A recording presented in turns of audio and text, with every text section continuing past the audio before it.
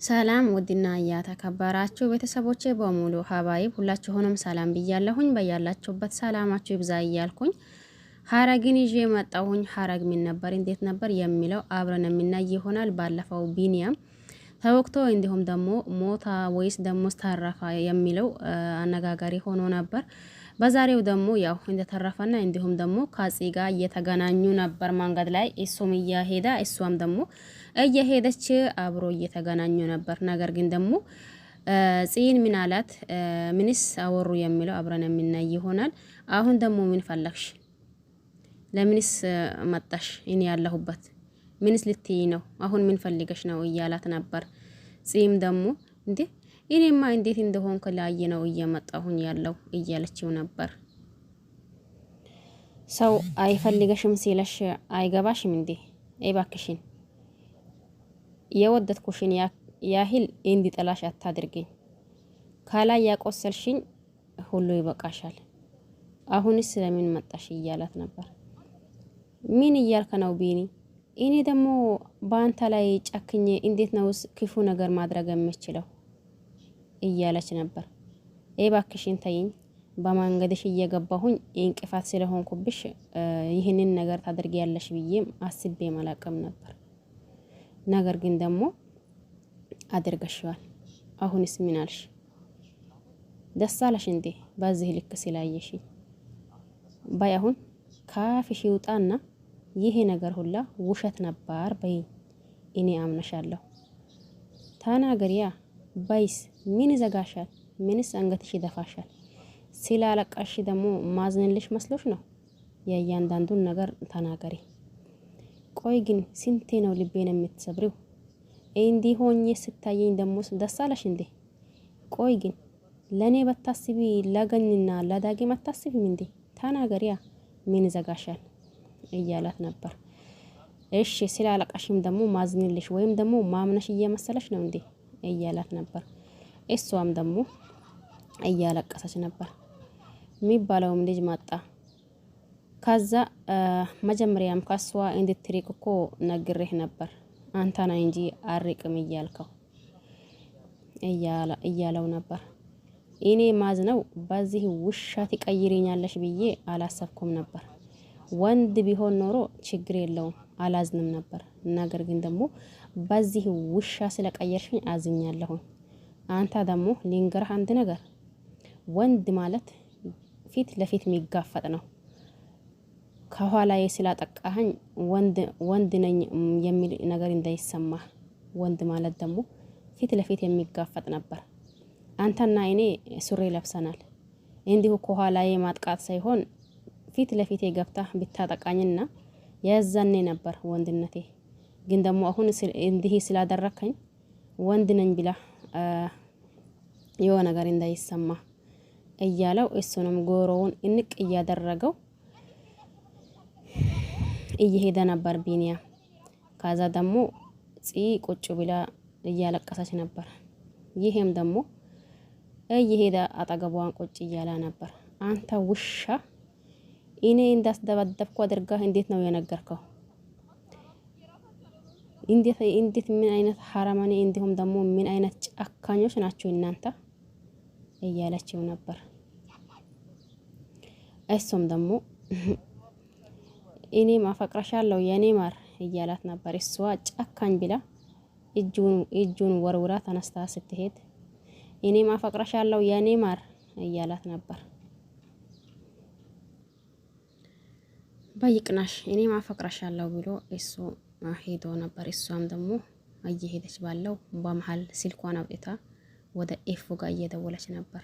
ኤፎ እያለቀሰች ጽይ ማለት ነው። ኤፎ እባክሽን የሆነ ነገር በይኝ። እኔ እኮ እንዳንቺ ጠንካራ አይደለሁም። እንዳንቺ የሚቋቋምበትም አቅሙ የለኝም። እባክሽን ብላ ስቅስቅ ብላ እያለቀሰች ነበር። ኤፎም ደግሞ ጽይ ምን እየሆንሽ ነው? የሆንሽውን ነገር ንገሪኝ። ምን እየሆንሽ ነው? ምን ተፈጥሮ ነው? ምንስ ደርሶብሽ ነው? እባክሽን አታስጨንቀኝ። የሆንሽውን ነገር ንገሪኝ። ጽይ እምባ በተሞላው አይኗ እንዲሁም ደግሞ ማውራት በተሳነው ልቧ በቃ የሆነ ነገር በይኝ። እኔ እኮ እንዳንቺ ጠንካራ አይደለሁኝ ብላ ስቅስቅ ብላ ስታለቅስ በቃ እኔ ልምጣ እንዴ የት ነው ያለሽው? እኔ እመጣለሁ እያለች ነበር ኤፉ። አዎ በቃ ነይ እጠብቅሻለሁኝ። እኔ እኮ ጠንካራ አይደለሁኝም ይህንን ደግሞ የሚችልበትም አቅም የለኝም እያለች ነበር። ከዛ እንደዛ ባለችበት ይሄ አሁን ማን ነው አቤል የሚባለው የሆነ ከስልኩ አውጥቶ ለጺ የሆነ ፋይል ያሳያታል። ጺ ደግሞ ይህን ፋይል አይታ ራሷን መቆጣጠር እያቀታት እያለቀሰች ነበር። ቆይ ግን ይህንን እንዴት ነው? ከየት ነውስ? ምንድነውስ? እያለች ነበር። ያፌትን ያገባችው በወንድምሽ ምክንያት አልነበር? ጺ ኤፉ ማለት ነው። አሁን ደግሞ አንቺም እንደዛ በወንድምሽ ወይም ደግሞ በአንድ ሰው የሆነ ነገር እንዳይደርስ ካልሽ አንቺን እኔ ላግባሽ የሚለው ንግግር ነበር። እሷም ደግሞ እባክህን ብላ ስቅስቅ ብላ እያለቀሰችው ያልከኝን ነገር በሙሉ ለማድረግ ዝግጁ ነኝ። ምንድነው የምትፈልገው? ምንስ ላደርግልህ ነው የምትፈልገው? እኔ ያልከኝን ነገር በሙሉ አደርጋለሁ እባክህን ብላ ያው እምባ በሞላው አይኗ እየለመነችው ነበር።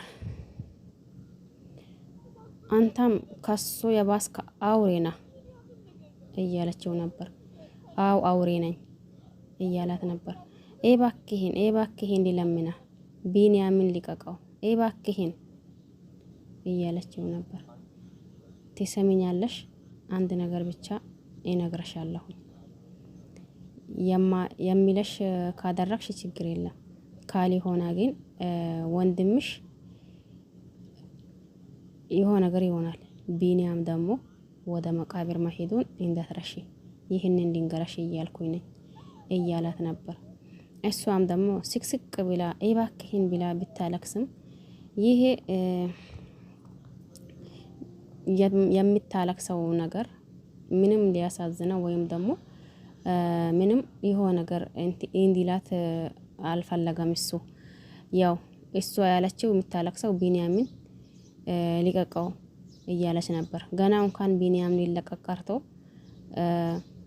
ናታን እንደ ቢንያም ደግሞ ወደ መቃብር በዚህ ባልኩሽ ነገር ማትሰማሚ ከሆነ ብሎ ፊቱን ኮስተር አድርጎባት እሱም ተመልሶ ሄደዋል። እሷም ደግሞ ያው እያለቀሰች እንትን ብላለች። ከዛ የሚቀጥለው ያፌት ወደ ሉሊት ይደውላል። ሉሊት ጋር እየደወለ ሄሎ ሀለቃ እያለች ነበር። እንዴት ነሽ? እጅሽ ተሻለሽ እንዴ? አንተ ግን ምን አይነት ጨካኝ ነህ? ቆይ ግን እንዴት እንደዛ ታደርገኛለህ? እያለችው ነበር። ገና ካወጣሁት ወጪ እንዲሁም ደግሞ ከከሰርኩት ገንዘቤ ይሄ ሲያንስሽ ነው እያላት ነበር። አሁን የሚለሽን ነገር በደንብ ጠንቀቅ ብለሽ እንድታደርግልኝ ነው የምፈልገው። እሺ ችግር የለም። ምንድነው ማደርግልህስ? ምንስ ላደርግልህ ነው የምትፈልገው? እያለችው ነበር። ከኔ ጀርባ ያለውን ነገር በሙሉ አጣርተሽ እንድትነግሪኝ እያላት ነበር። እሷም ደግሞ እሺ ችግር የለም አንተ ካልከኝ እኮ ምንም ነገር እንደማደርግ ታውቃለህ። ናታን ማለት 5 ሚሊዮን ብር እንዳሳጣኝ ታውቂያለሽ። ቆይ እንዴት? ለምን? ግን ደግሞ እኔ ይህንንስ እንዴት አውቃለሁ? እያለች ነበር። ሲሚ አንቺ ደግሞ አሁን ሲገባና ሲወጣ ትነግረኛለሽ።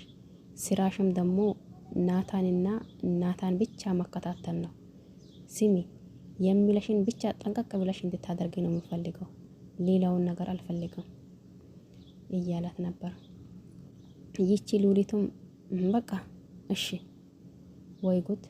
ይህ ሰውዬው እንዴት ነው? ምንድነውስ የሚለኝ? ቆይ አሁን ናታን ሲገባ ሲወጣ እንዴት ነው የማደርገው ቢላ ግን ደግሞ ምንም ማድረግ አልችልም። ናታ ነው ይህንን ነገር ሁላ እንዲነቃነቅ እያደረገው ያለው ናታ ነው እያለች ነበር። ሉሊት የድራማው አንደኛው በቃ እሷ ከሌለች ራሱ ድራማው ራሱ የሚሞቅ አይመስለኝ። ያው ስታወራ እኔ አንዳንዴ ማውራቷ ሁላ ነው የሚያስቀኝ። ያኔ ጥሩ እያወራች ባለች ሰዓት አሁንም ተመልሳ በቃ ወይ የታመማ ሰው ትሆናለች ማለት ነው። እሺ ከዛ የሚቀጥለው ቤዛ እየመጣች ነበር ወደ ሉሊት። ቤዛ እየመጣች ነበር። ጽየት ሄዳ ነው ቤት የለችም እንዴ እያለች ነበር።